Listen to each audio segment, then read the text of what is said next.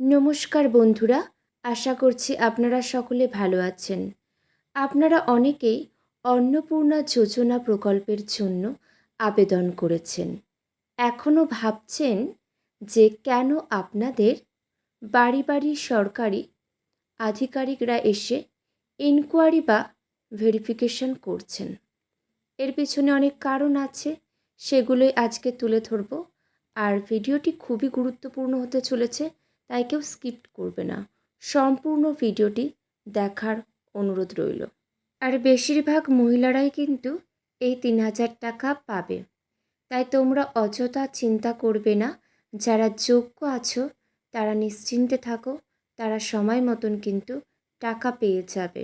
হ্যাঁ, form fill up করেছো, তথ্যগুলি ঠিকঠাকভাবে দিয়েছ, ব্যাংকের ডিবিটি লিঙ্ক ঠিকঠাক করা আছে, আর তোমাদের পঞ্চায়েতে বা বিডিও অফিসে গিয়ে তোমরা সমস্ত ডকুমেন্টস জমা দিয়েছ। অনলাইনে ফর্ম ফিল আপ করবার পর তোমরা কিন্তু একদম চিন্তা করবে না, কারণ হয়তো এখন তোমাদের এনকোয়ারি দেখাচ্ছে, আর কিছুদিনের মধ্যে কিন্তু তোমরা টাকা পেয়ে যাবে। আর তোমরা কিন্তু তোমাদের স্ট্যাটাস নিয়মিত চেক করতে থাকো। দেখো, অনেকেই ভাবছেন লক্ষ্মীর ভাণ্ডারের টাকা যেহেতু সরাসরি পাওয়া যেত, তাহলে এই অন্নপূর্ণা ভাণ্ডারে এত ভেরিফিকেশন কেন হচ্ছে? বন্ধুরা, মনে রাখবেন, লক্ষ্মীর ভাণ্ডার পেলেই যে অন্নপূর্ণা ভাণ্ডারের ৩,০০০ টাকা নিশ্চিতভাবে পাওয়া যাবে, এই ধারণা কিন্তু একদম ভুল।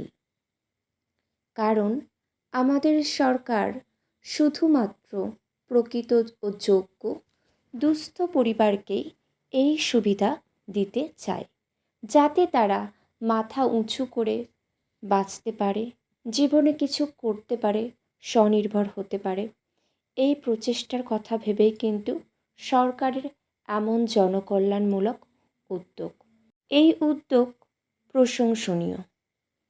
কি বন্ধুরা, ঠিক বললাম তো? দেখো, রাজ্য সরকারের নির্দেশ অনুযায়ী প্রতিটি ব্লকে 10 জন করে এনকোয়ারি অফিসার নিয়োগ করা হয়েছে, যারা সরাসরি আবেদনকারীদের বাড়িতে গিয়ে তথ্য যাচাই করছেন। কারণ অনেকেই পাকা বাড়ি বা 4 চাকার গাড়ি থাকা সত্ত্বেও ফর্ম ফিল আপ করেছেন, আবার অনেকে ভুল তথ্য দিয়েছেন। সেই কারণেই এই কঠোর যাচাইকরণ প্রক্রিয়া বা ডোর টু ডোর ভেরিফিকেশন চলছে। অনেকেই এই ভুলভ্রান্তিগুলো করে রেখেছে। সরকারি অফিসাররা যখন আপনার বাড়িতে আসবেন ভেরিফিকেশনের জন্য, তখন তারা মূলত এই বিষয়গুলি খুঁটিয়ে দেখবে। কী বিষয়? দেখে নাও বিষয়গুলি। পাকা ঘর, আপনার পরিবারে 3টির বেশি পাকা ঘর আছে কিনা। গাড়ি, পরিবারের কারোর নামে কোনো 4 চাকার গাড়ি রেজিস্টার্ড আছে কিনা। মনে রাখবেন, আধার লিঙ্কের মাধ্যমে সরকার এখন সব জানতে পারে, তাই ভুল তথ্য দিলে আবেদন অবশ্যই বাতিল হবে।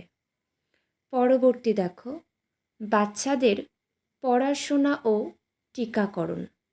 বাড়ির ছোট বাচ্চারা সরকারি নাকি বেসরকারি স্কুলে পড়ে এবং তাদের সঠিক সময়ে পোলিও বা ভ্যাকসিনেশন দেওয়া হয়েছে কিনা প্রয়োজনে কার্ড দেখতে চাইতে পারেন।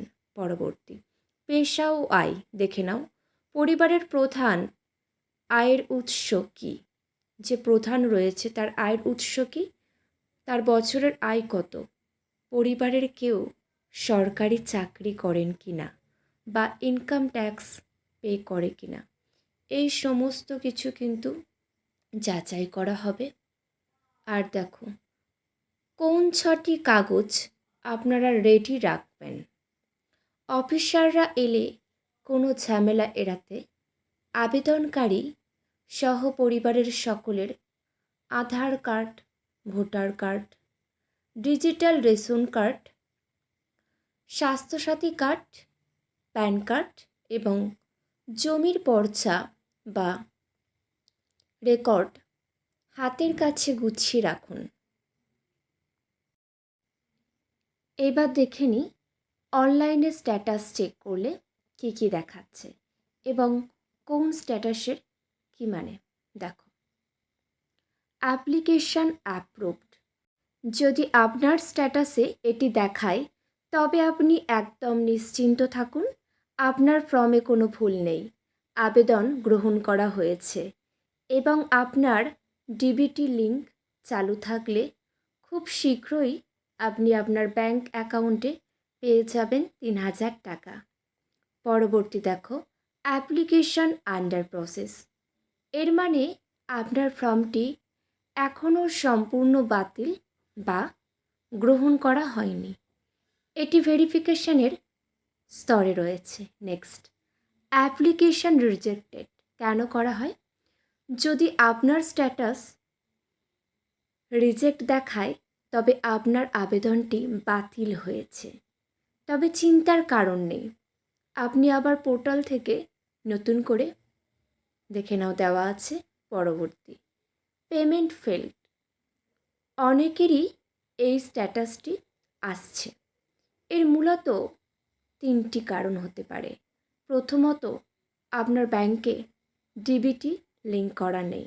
দ্বিতীয়ত, আধার কার্ডের নামের সাথে ব্যাংকের নামের বানান মিলছে না। তৃতীয়ত, ব্যাংক অ্যাকাউন্টের কেওয়াইসি পেন্ডিং রয়েছে। এই সমস্ত কারণে কিন্তু টাকা ঢুকছে না।